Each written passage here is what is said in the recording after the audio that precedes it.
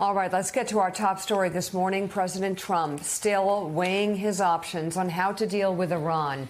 Yesterday morning, he told reporters he has not yet made a final decision, saying Iran has suggested coming to the White House for talks, but it might be too late.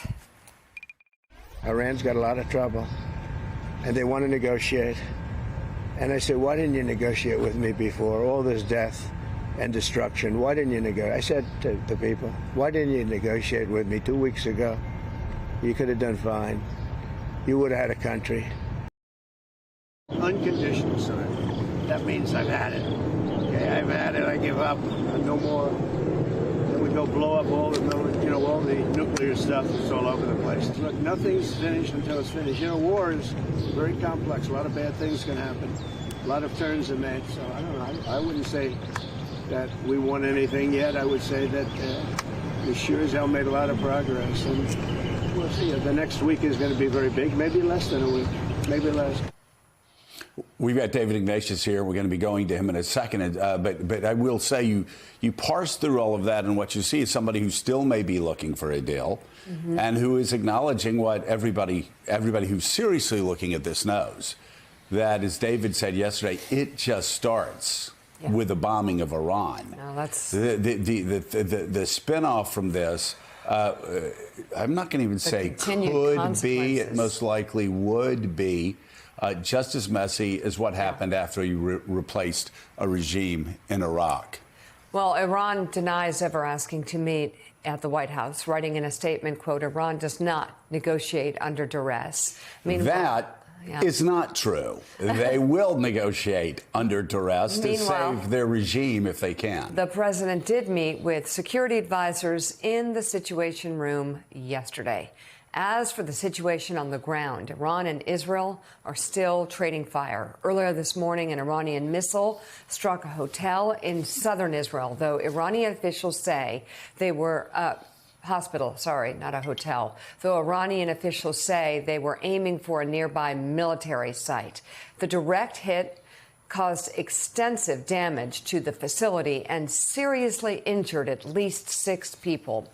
Several residential buildings in Tel Aviv were hit as well, injuring at least 47 people.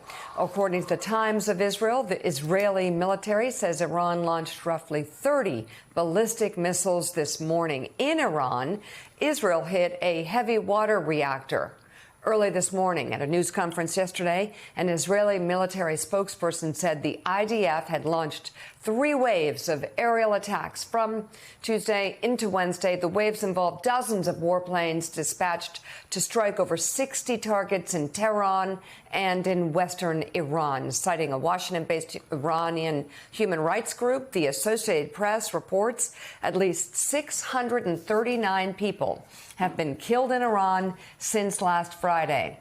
With us, we have the President Emeritus of the Council on Foreign Relations, Richard Haass, columnist and associate editor for The Washington Post, David Ignatius, managing editor at The Bulwark, Sam Stein, thank you for doing way too early, and national security reporter for The Wall Street Journal, Alex Ward, is with us this morning. You won't be thanking Sam after we talk about the Red Sox for another 25 minutes. So, David Ignatius, we've had 4.5 years to study Donald Trump.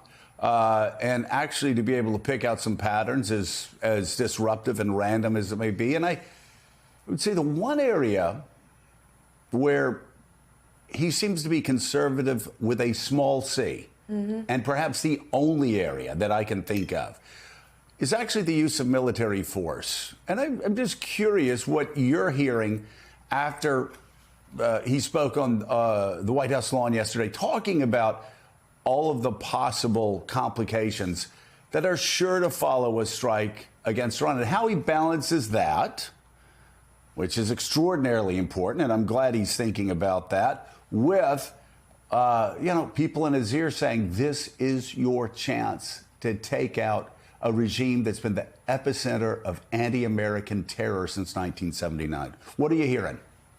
So, Joe, I think you describe it accurately. This is a moment of high drama.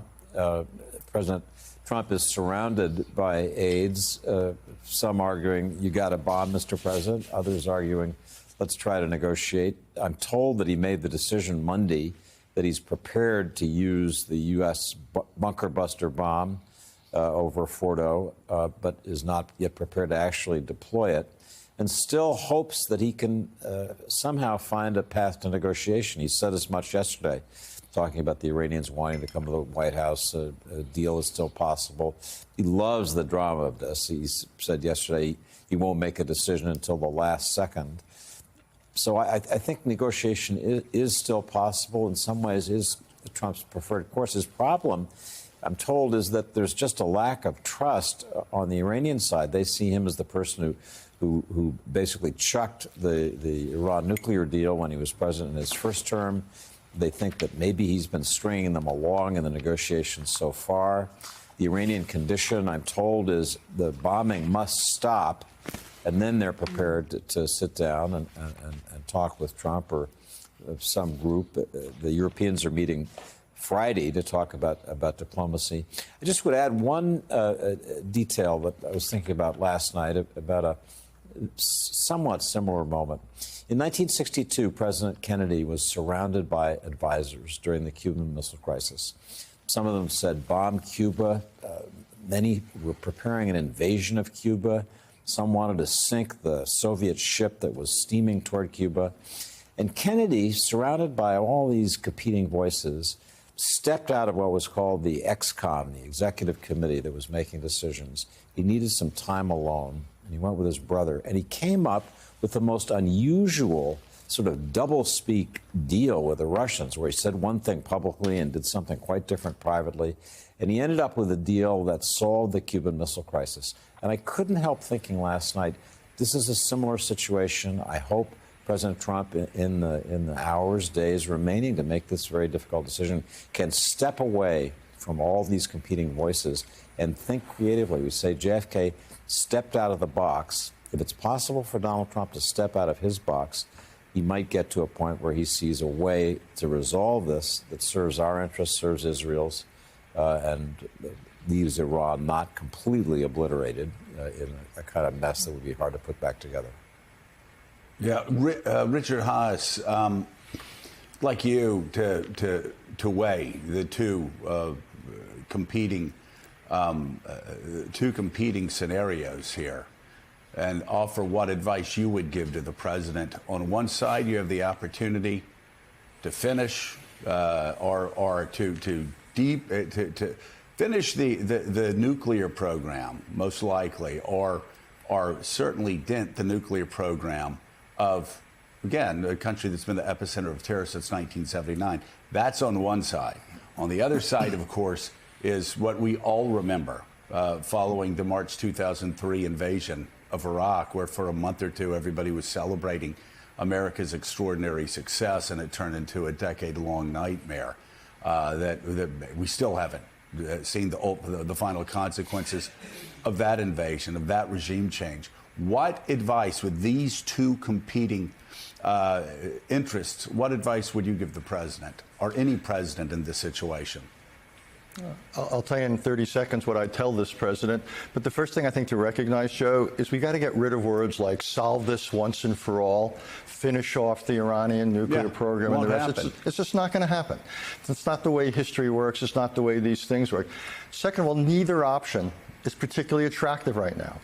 If we use military force, we get tied down in the Middle East again, quite possibly. We'll see how Iran retaliates against U.S. troops in the region. What have you. It normalizes the idea that great powers can use military force. I bet the Chinese and the Russians and some others might be taking notes. Everybody sees gathering threats out there they might want to act against. So the downsides of using force are real.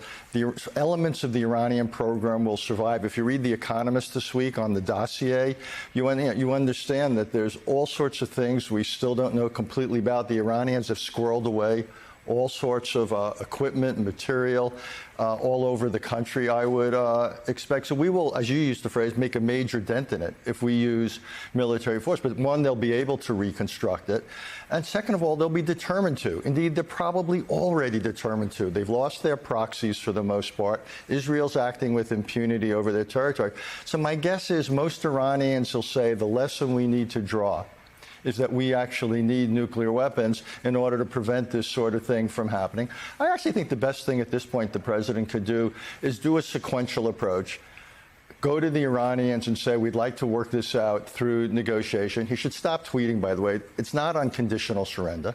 The Iranians are going to have to compromise significantly, but there might be some things they don't. We're not going to get everything we want. But I would certainly try an ambitious diplomatic approach. And that way, if he does have to use force, it seems to me it's always better to have tried the diplomatic. The parallel I'll give is George H.W. Bush. And David used the Cuban Missile Crisis. Let me use the Gulf War.